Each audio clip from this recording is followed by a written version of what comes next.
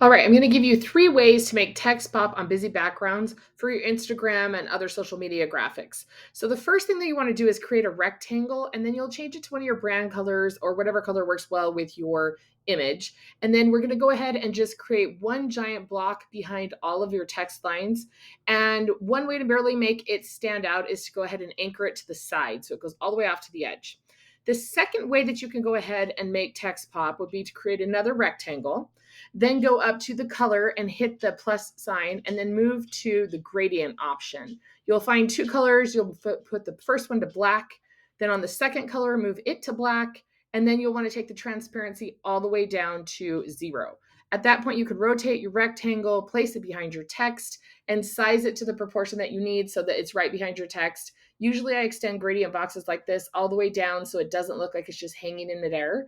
And I like to often make sure that I change my text to white because that just pops really well against that black gradient.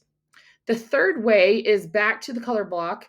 I like this because it kind of mimics the same idea that we have in Instagram, where we have the strips of white or black or color behind our text. Kind of gives a sticker feel, makes it kind of like more like that lo-fi content. So you'll make rectangles, size it to fit your text and get that text kind of centered in each area. And then you will go ahead, and I like to group both the rectangle and the words on top so that they're easy to manipulate.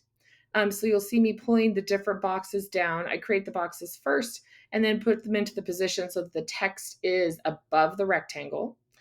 And then once I have all of those organized in my layers panel so that I can see clearly that the text is on top, I go ahead and utilize that kind of sticker vibe.